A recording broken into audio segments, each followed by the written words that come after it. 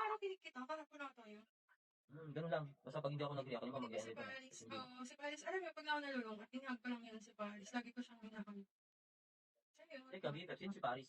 Dog ko. I have a dog. Shih Tzu siya. Shih Tzu. Mm-hmm. Ilan ang dog mo? Isa lang? Wala, isa lang, isa. Yung friend ko si Jana, kilala mo si Jana? Jan. Parang, bakit? May mga taga-ahas yun. Sabi ko sa kanya, pag nangitlog yung ahas mo, bigyan mo ako ng isa. Sabi niya sa kanya, paano mangingitlog yan? Tinali daw yung tawag doon. Paano pinutulan? Hindi mangingitlog. Hindi na nangingitlog yung ano niya? So, bailan yung ahas niya? Parang 5 yata yung ahas niya. Di ba? Pinakita nga niya sa akin ang ganda. Tapos iba pa yung mga aso, dami yung ahas. Friend ko rin yan, dito sa Ligo. Hindi ko na nga tinatambayan kasi ito na yung tinatambayan ko, BFF eh. Parang hindi naman na nag-live si Jana dito Nag-live. Kasi di ba nasa China siya? Ay, nasa China siya ngayon, si Jana. Talaga? Ay, PK, selos yung Medusa. Ginawa lang ang Medusa. Papain na ako doon ako nang magpapaligo sa'yo ha. Kalak-kalaka siya. Sige na, nag-up lang ako kasi medyo na-curious lang ako dito. Tinatamad ka naman mag-type, no? Napagod ka naman makakatype. Baskira umap ka. Nakita mo diba puro wrong spelling ay, yung type Baskira. Ay, Garbs. Ay, Baskira, naka-up ka talaga. Huwag ka nang mag-ano. Huwag niyo iba yung topic si... Huwag niyo iba yung topic si Lisa Wain sa kausap. Buti pa si Kira. Long hair. Ako kalbo. Dapat di sa webcam. Kaya hindi ako nag-on cam kasi kalbo ako. Pero sunod magpapakita ako sa'yo pag uwi ko ng Pinas. Dapat daw dito na, hindi na pinapatagal. Medyo ano kasi, medyo may tumubo na eh. Kailangan akit talaga to. Kailangan makinis talaga siya bago ako magpakita. Ay, totoo ba talagang ano ka? Like, nag-shave ka ng buong ano? Skinhead talaga siya. Ang pangit kasi tingnan kapag yung panot ka na tapos hindi ka magpakalbo. Ang pangit. Kaya pag panot ka, kalbo ka na. Ko si Elise, di ako pinapansin. Ewan ko saway na ko sa kausap. Ganun. Pwede lang magsawa.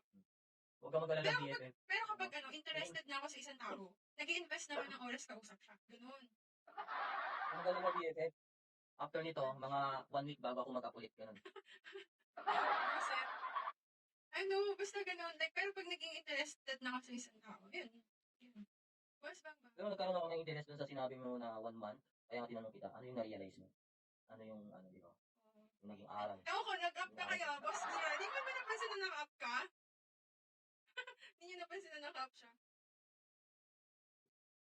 Kaya pala, type siya ng type. Hindi niya alam, naka-up na pala. Hindi niyo napansin na naka-up siya. Next time na pala magsasada sa akin. Yan yung guys. Next time na pala ako magsasada sa akin. Grabe naman si God of War. Matampuhin. Hindi guys, gusto ko na naman ng kausap. For example, naka-live ako. Ibig sabihin, that's the time that I want to talk to you guys. Kasi anong gagawin ko sa live ko? Wala akong kausap, hindi niyo ako dinadaldal, diba?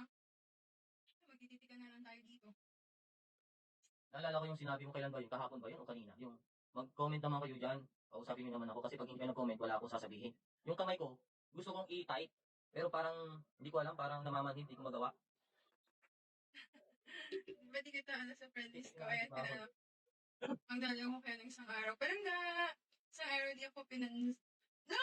Nandito kayo, pinapansin talaga kita. God of War, just come. Nagpasan kita eh. Lahat talaga ng comment, binabasa ko. Time lang, lambingin ko sa mamanit ko ng bagong phone. Oh, boss, Kira, alam mo na yan. Lambingin mo na. Aro! Tignan mo, tatas ng level tumatambay sa live mo, BFF. Sana all. Sana all. Tumatambay lang naman sila. Kasi ano yan? Like, galing yun sa ibang live na nag-end, tapos napunta sa akin. Level 90 BFF oh. Ay, founder OG.